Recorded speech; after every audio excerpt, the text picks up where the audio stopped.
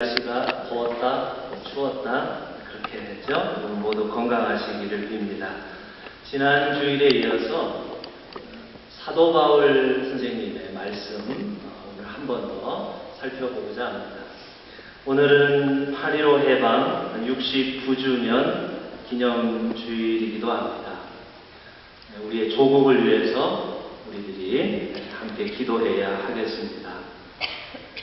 장로님 기도하신 것처럼 요즘 우리 교황께서 한국을 방문해서 이제 여러 가지 기사가 나오는데 이렇게 차를 타고 가시다가 일부러 차에서 내려서 세월호 유가족들한테 걸어가서 진상규명을 요구하는 유가족들을 만나고 입맞추고 기도해주는 장면이 굉장히 감동적입니다.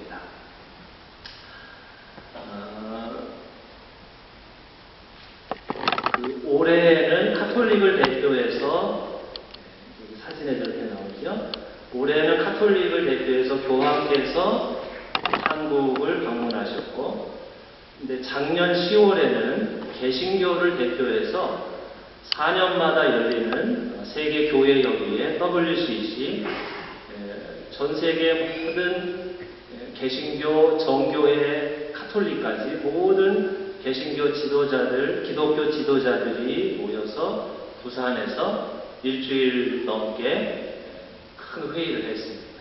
작년하고 올해 한국에서 기독교 지도자들이 다 모였죠. 그런데 그 작년에 그때 부산에서 멕시코라는 이제 큰 모임 장소 앞에서 보수적인 개신교 목회자들과 신도들이 일주일 내내 그 앞에 모여서 WCC는 정통 기독교가 아니다. 그래서 물러가라고 계속 시위를 하고 시끄럽게 했습니다.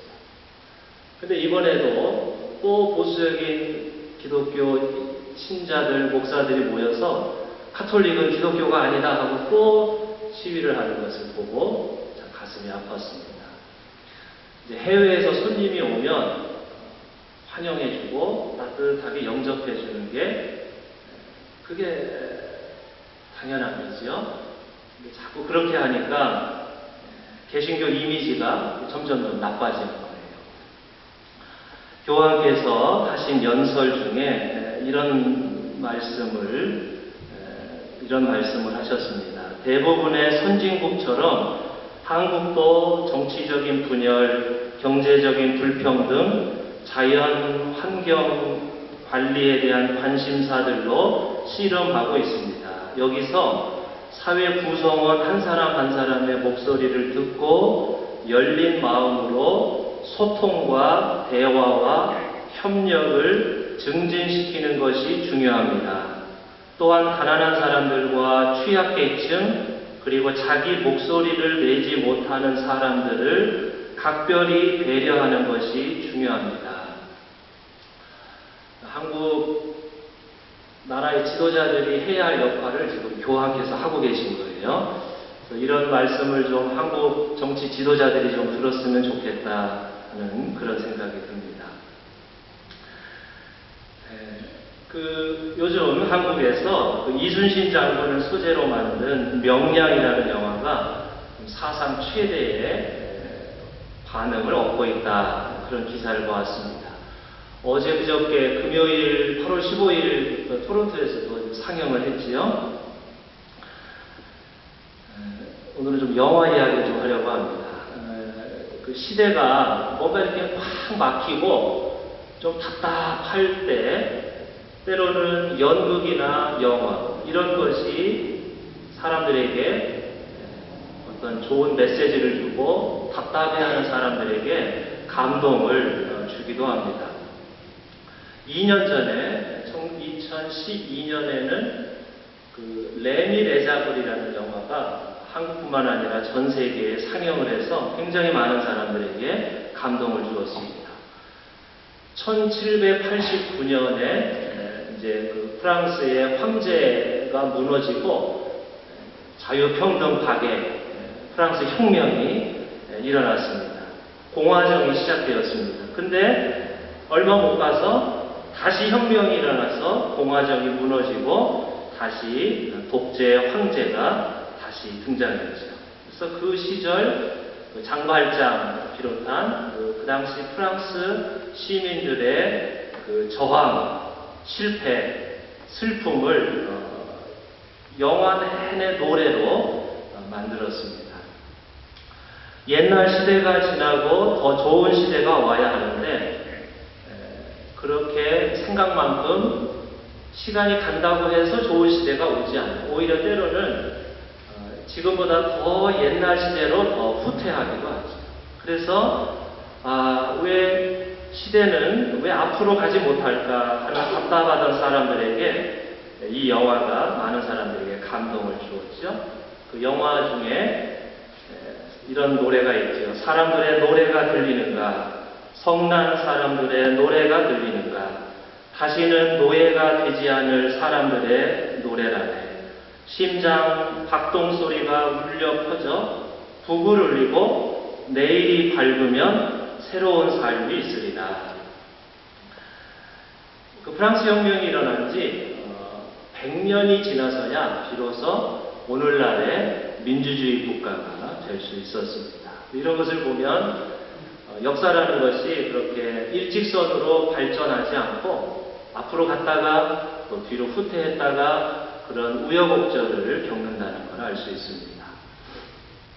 2012년에 저도 봤는데 레미 레자브르 참 감동적이었습니다. 근데 작년에는 또 어떤 영화가 있었느냐? 변호인이라는 영화가 많은 사람들에게 감동을 주었습니다.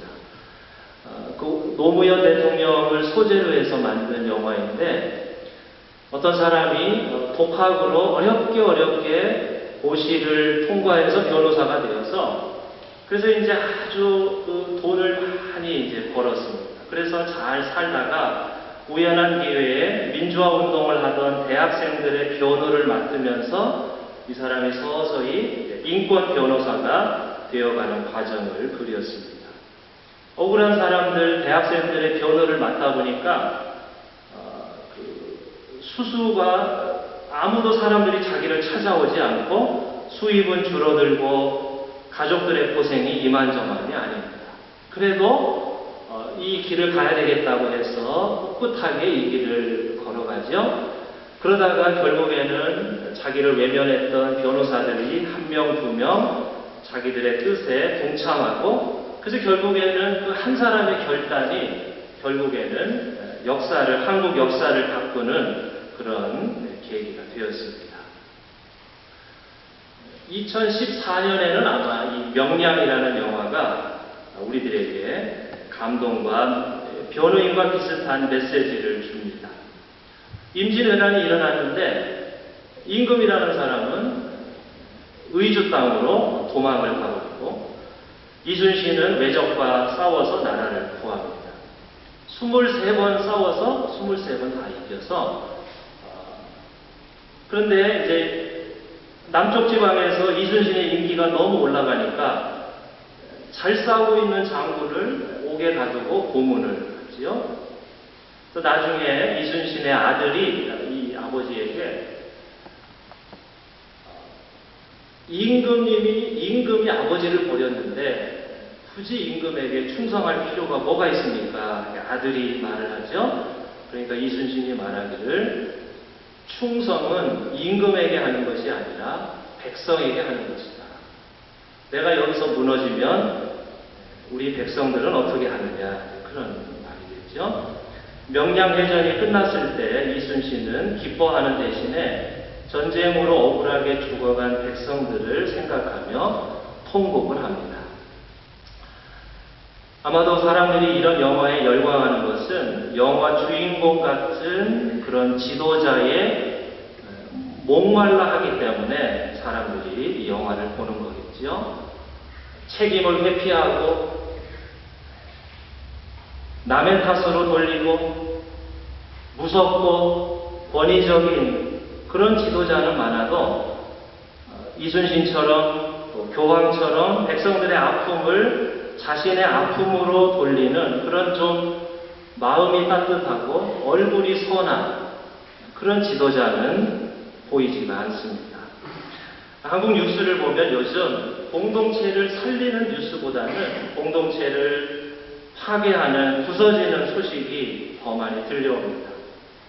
세월호 사고가 난 지 4개월이 되어서 유가족들이 철저한 진상규명을 요구하는데도 정부와 여당은 책임규명을 회피합니다. 군대에서는 일병이 다른 병사들에게 얻어맞아서 목숨을 잃는 사고가 있었고, 지난 화요일에 인터넷으로 한국 뉴스를 보니까 저 경상도 어느 지역에서 중학교 3학년 3명이 중학교 1학년 학생을 때려서 숨지게 만드는 그런 기사도 보았습니다.